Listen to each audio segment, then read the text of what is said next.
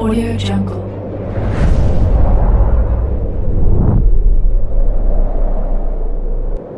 Yo, balik lagi bersama Mimin Game Manhua TV. Kali ini kita akan lanjutkan pembahasan dari cerita The Apex of Dragon Mastery. Mimin infokan kembali bagi teman-teman yang ingin menonton video terbaru lebih cepat, silahkan bergabung jadi member di channel ini dengan biaya 5.000 per bulannya. Jika tidak, teman-teman bisa bersabar lebih dulu selama 2-3 hari untuk menonton video tersebut. Tanpa berlama-lama, yuk kita masuk ke disclaimer dulu.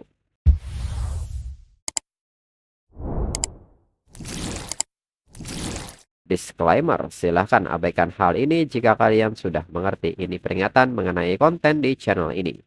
Video ini berisi alur cerita komik yang mempermudah bagi teman-teman untuk mengetahui isi ceritanya dan memahami alur ceritanya.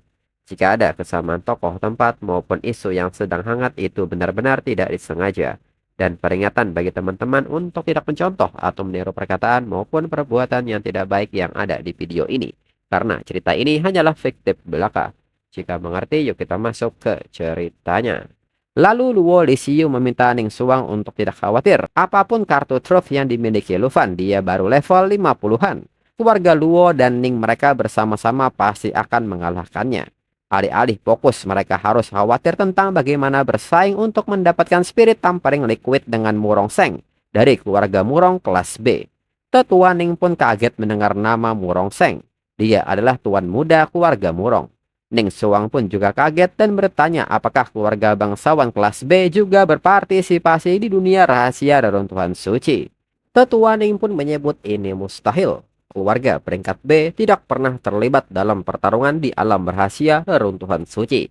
The Spirit Tampering Liquid sangat berharga, tetapi mereka bahkan tidak akan melihatnya dua kali. Luo Lisiu pun mengatakan bahwa ada sesuatu yang tidak Tetua Ning ketahui.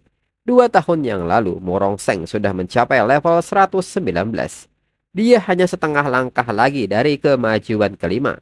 Tapi selama 2 tahun penuh, belum ada satu kabar pun di perbatasan barat tentang kemajuan yang telah dicapainya. Menurut intelijen keluarga Luo, Murong Seng menghabiskan 2 tahun terakhir ini mempersiapkan kemajuan kelimanya. Dan untuk menjamin kemajuan itu, dia memutuskan untuk menggunakan spirit tampering liquid untuk meningkatkan statistiknya.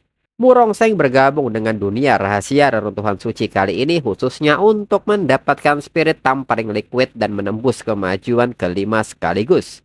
Tetua Ning pun mengatakan bahwa dirinya tidak pernah berpikir ini memperumit segalanya.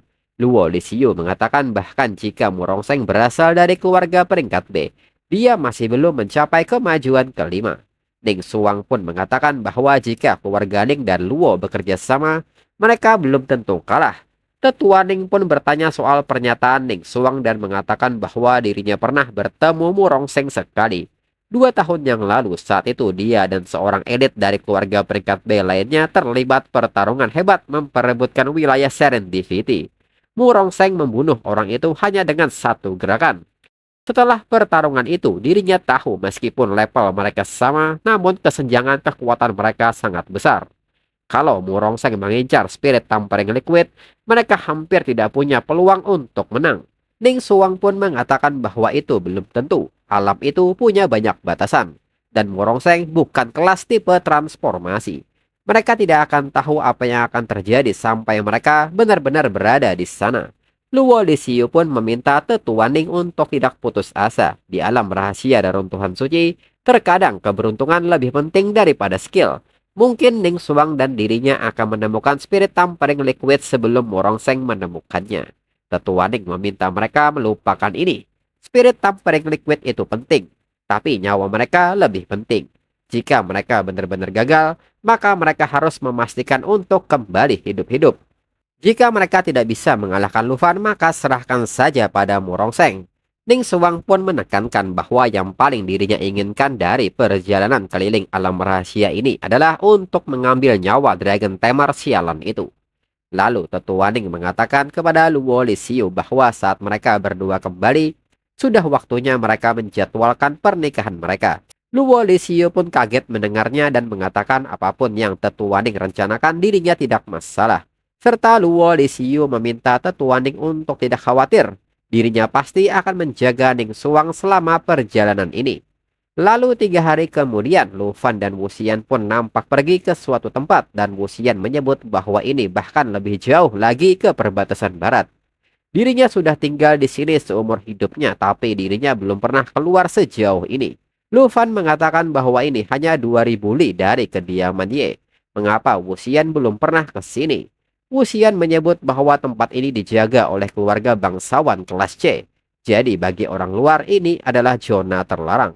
Mereka tidak bisa masuk begitu saja. Lu Fan pun bertanya apakah keluarga kelas C begitu sombong. Lalu bagaimana dengan keluarga peringkat B dan peringkat A? Apakah mereka pikir mereka pemilik langit?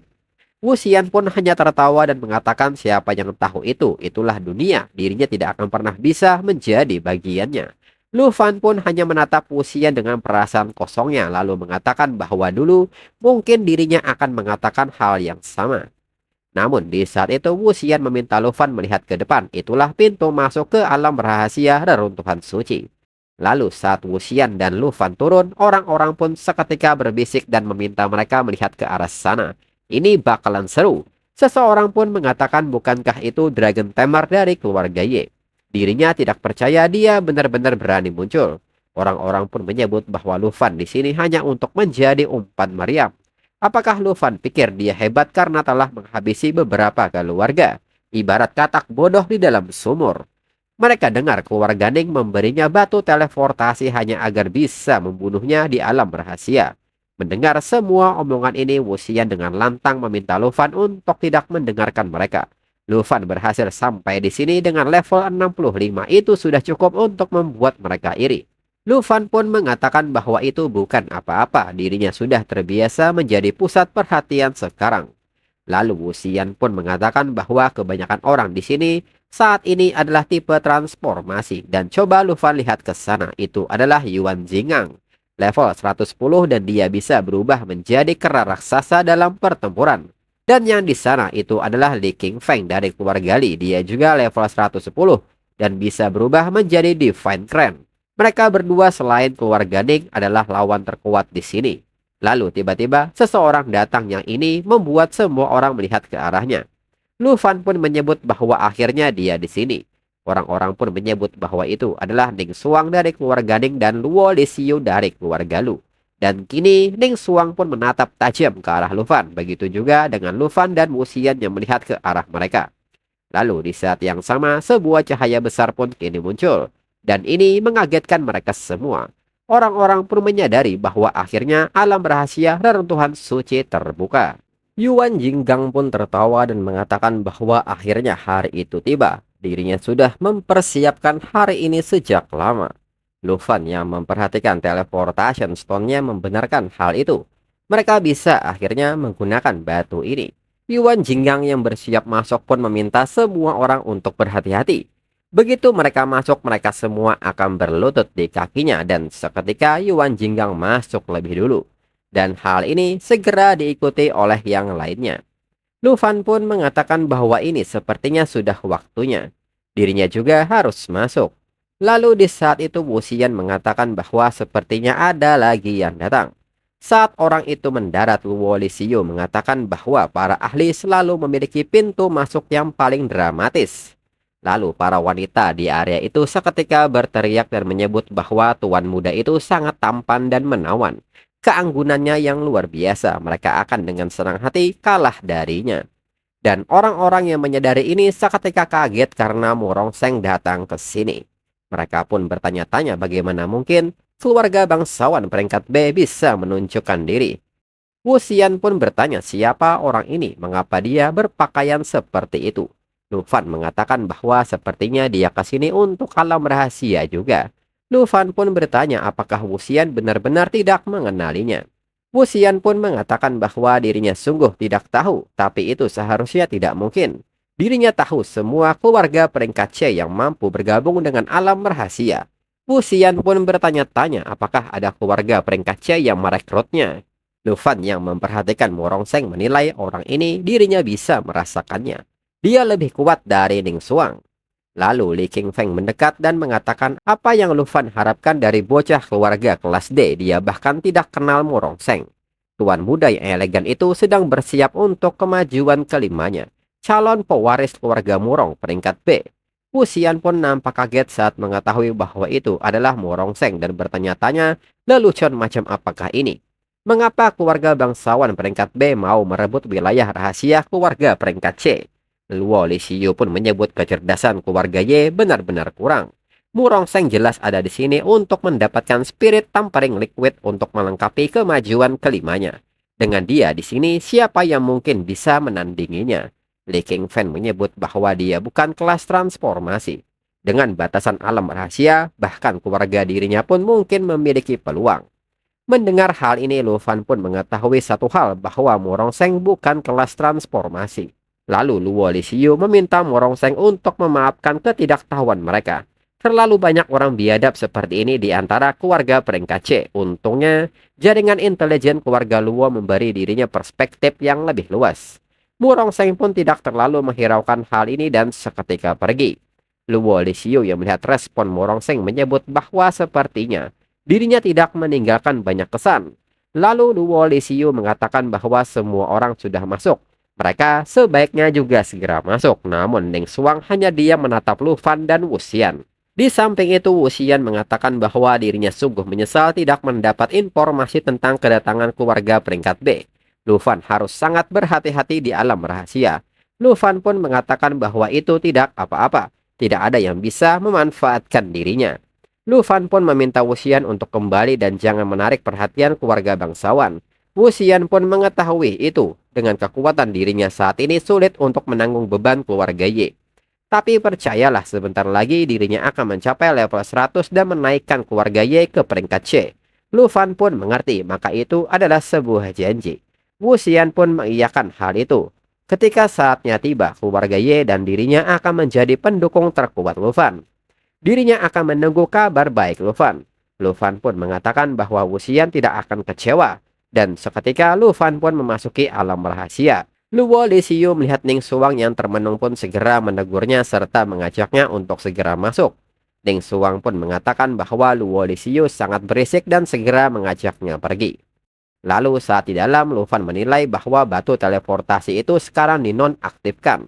Tampaknya begitu di dalam alam rahasia reruntuhan suci, satu-satunya jalan keluar adalah menang. Atau bertahan hidup dengan cara apapun. Tidak ada pilihan untuk keluar di tengah jalan. Lalu sebuah notifikasi dari alam rahasia mengatakan bahwa alam rahasia reruntuhan suci kini aktif. Total 13 peserta telah berpartisipasi. Semua peserta diminta untuk memperhatikan aturan penyelesaian untuk alam rahasia ini. Hadiah terakhir untuk alam rahasia ini adalah Spirit Tampering Liquid. Setelah kunci Spirit Tampering Liquid digunakan untuk mengklaim hadiah, alam rahasia akan resmi berakhir. Terdapat 3 kunci Spirit Tampering Liquid, masing-masing terbagi menjadi 13 fragmen. Setiap peserta memulai dengan 1 fragmen. 26 fragmen tambahan tersebar di seluruh wilayah. Ketika menjadi peserta yang menggabungkan 13 fragmen untuk menempa kunci, lokasi hadiah terakhir akan diungkapkan kepada semua orang. Dan tepat di depan Lu Fan saat ini telah muncul 1 K fragmen. Lu Fan yang memperhatikan hal ini menilai ini sangat menarik. Ranah rahasia ini mengharuskan dirinya mengumpulkan 12 fragmen lagi. Dirinya bisa mencari yang tersebar di dalam alam rahasia atau mencurinya dari orang lain. Satu hal yang perlu diingat, setelah kuncinya ditempa, lokasi hadiahnya akan terlihat oleh semua orang. Dan mereka yang tidak punya kunci pasti akan berusaha merebutnya. Tanpa kekuatan untuk memegangnya, seseorang hanya akan menyerahkan hadiah itu kepada orang lain. Dengan ini, dirinya akan melakukannya. Kemudian notifikasi alam rahasia mengatakan bahwa pengantar aturan alam rahasia telah berakhir. Secara resmi akan dimulai dalam 3 detik lagi dan proses hitung mundur pun dimulai. Dan setelahnya sebuah cahaya terang menyinari Lu Fan dan tiba-tiba Lu Fan sudah berada di area Fake Forest. Lu Fan pun menilai bahwa sepertinya kelas yang tidak bisa terbang akan kesulitan jika muncul di sini.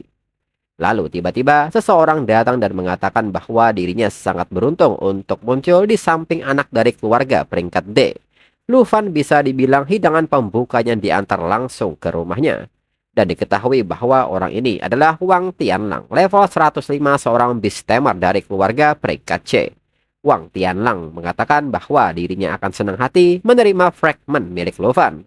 Lu Fan pun tersenyum melihat sikap Wang Tianlang dan bertanya soal keberuntungannya. Wang Tianlang salah besar. Tapi sayang sekali Wang Tianlang lah yang menyerahkan dirinya kepadanya.